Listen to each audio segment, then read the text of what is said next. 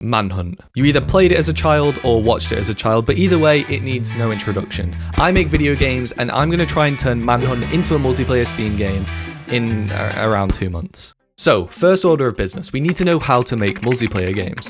Luckily, a few months ago, I made another Steam game called Mushy as a joke, and it turned out to be a pretty successful joke. The issue is that the game wasn't very good, which is why I swear that if you guys don't make this game better and more successful, I'm going to quit YouTube, I'm going to start making Candy Crush clones and putting them on Chinese App Store. The most important thing in the game is the movement. If it feels sloppy and unresponsive, then nobody's going to want to play it.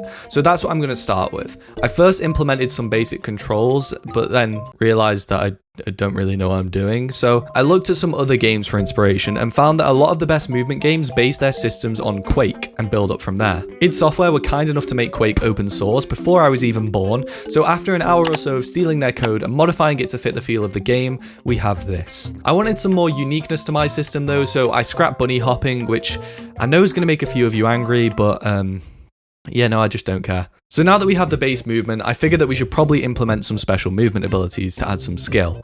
The first of these was a sprint, which is pretty self-explanatory, and the second was a roll.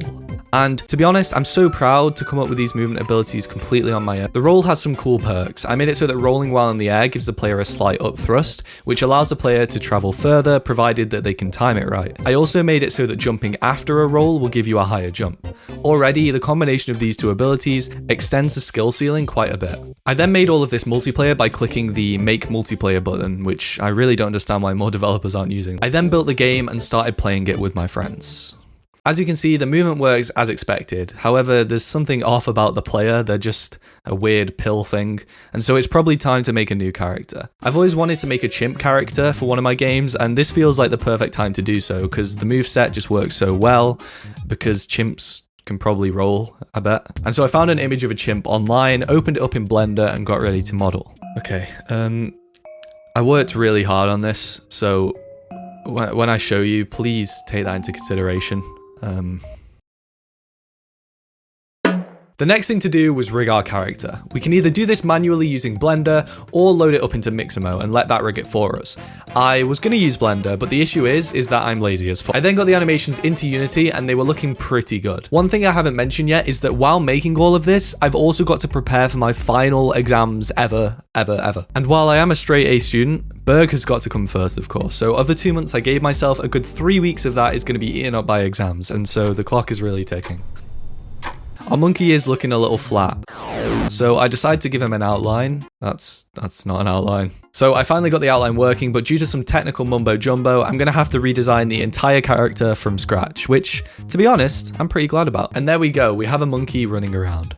So that's a player basically done. Seeing as this is Manhunt, we need some way to tag the other players. For some reason, I decided that the best way to do this would be to pelt literal boulders at one another, and so that's what I did. But I'm already about 3 weeks into this project, and progress has been slow. I have a plane to catch basically the day after the game comes out, and so I'm a little bit worried that we're not going to make it. So to ensure that we're a little bit more prepared, I'm going to make a smaller game mode that sets up all the systems for the final game. It's basically just going to be dodgeball. Now, there's a pretty big issue that I've been neglecting this entire time, and it requires a little bit of explanation, so bear with me. When making Mushy, I said this: I'm not doing anything to prevent lag, hackers, people changing the source code. That's on them. Not my problem. Now, that works for Mushy because there's no server browser. You can only play with people who give you the code, and so it's easier to have trust in the people you're playing with. In this game, however, I want to make a server browser and allow people to play from all over the world. And so to avoid hacking, we need some form of anti-cheat. The way we do this is something called server reconciliation, which sounds complicated, but in basic terms, it means if the host doesn't hack, neither can anyone else. All right, guys, day one of client prediction. I'm feeling good. I'm feeling like I'm ready to tackle it. So it's been probably about 3 weeks now, and I've finally got client prediction in the game. Alright, so that's out the way. Next up, I made some UI for the server browser and got to work on the dodgeball game mode. I made a basic arena and then chose different shoe colors depending on the player's team. And finally, I added the ability to throw rocks, and okay, that's definitely not supposed to happen. So once things were working, we did the first actual network test and it went pretty well. And so I thought it was about time to move on to the full game. So the first thing I did was create a map. It features a main castle, a forest, a village, and an island. You'll see a lot of medieval imagery in this game, and so I decided to call it Berg because A, it's the name of a castle in German, and B, it sounds like burger. Also, underneath the map is this catacomb that allows the players to traverse the map a little bit easier. I started off by making all of the walls for the castle in Blender. I then brought them into Unity and started making the first iteration. It took a few tries, but I realized that the map we designed isn't really the easiest thing in the world to build, and so I simplified it up and made the castle based on the new design, which turned out far better. Next up, I modeled the interior of the castle. And I'd quite like the player to be able to climb up the towers in the corners, and so I created some ladders which worked pretty well, and you can see some absolute schmovement going on in the background. Now the castle is looking pretty barren, and I don't really know how to decorate the interior of a castle, so I decided to go to one.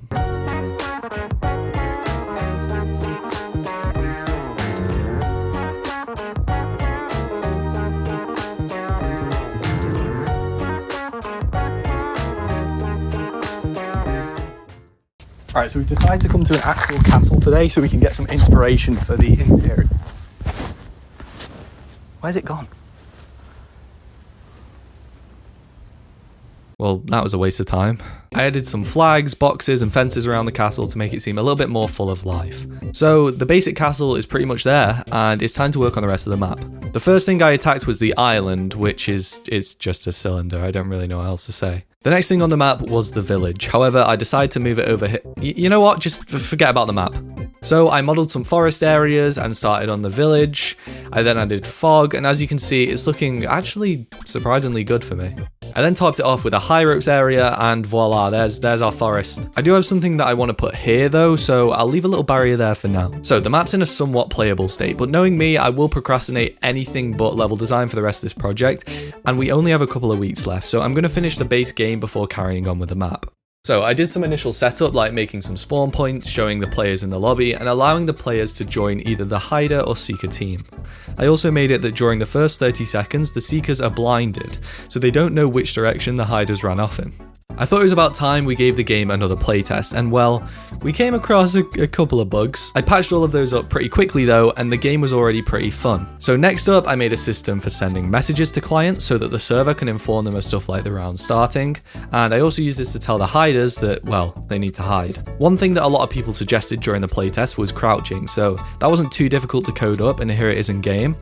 As you can see, when crouched, we can walk under these boxes, but when we're uncrouched, we can't. That's how crouching works. So one problem we currently have is that the game is way too easy for the hiders. So to counteract this, I want to make a locator ability that displays the nearest hider once every 45 seconds.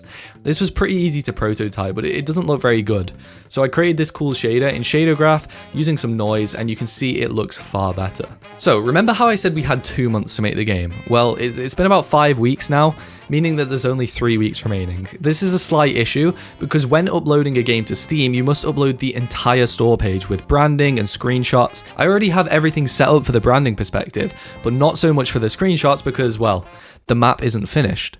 So I decided to upload some very strategic screenshots of the game and hit the publish button. As I said, we have to wait a couple of days, so we'll come back to this. I added some basic quality of life features such as the ability to ban players from a given lobby, as well as an options menu so that you can change your keybinds, video and audio settings. Talking of audio, the game doesn't have any yet, so I guess we'll work on that next. But just as I was about to get to work, I got an email from Valve. I can't show you exactly what they said due to an NDA, but it was along the lines of, "Hi Barji, the About This section in your store page does not meet our requirements. Please change this and resubmit." Me literally explaining the entire exact gameplay was not specific enough. I submitted this long and convoluted explanation and it got accepted. And then I instantly swapped it back to the one that they denied and it let me do it. So good job, Valve. So back to sounds. I found some footstep sounds, made the rest in Audition and got them all in game. And they're sounding pretty good.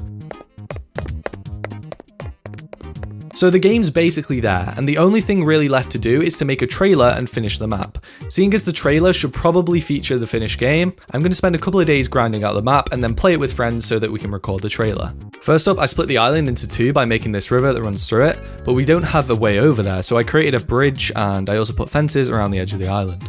Next, I populated this smaller island with a couple of towers and threw another bridge on the right side, which gives everyone a couple more options to get over there as to not create a little bit of a choke point. Finally, I added some trees and rocks to the island, and yeah, it's basically done. So next, I worked on the market area. It's a pretty basic area, but it adds a lot in my opinion, and at this point, the map was looking like this. You can see there's one very obvious spot where there's nothing, and so I settled to put a cathedral there. I found a floor plan for one online and used it to model my own in Blender, and here that is in Unity, but the stained glass windows aren't very stained glassy right now, and so I created what has to be my favorite feature of the entire map. And there we have it, the complete map, except not really. You may remember those catacombs from the original map, and seeing as we have enough time to put them in, we might as well. It was pretty easy modification to the existing island, so after putting them in the game, I created a torture chamber down there, which is normal, and decorated the walls of the cave with some gemstones. And yeah, that's basically the game. I also quickly added some rock skins, but I had trouble coming up with ideas, so there aren't that many.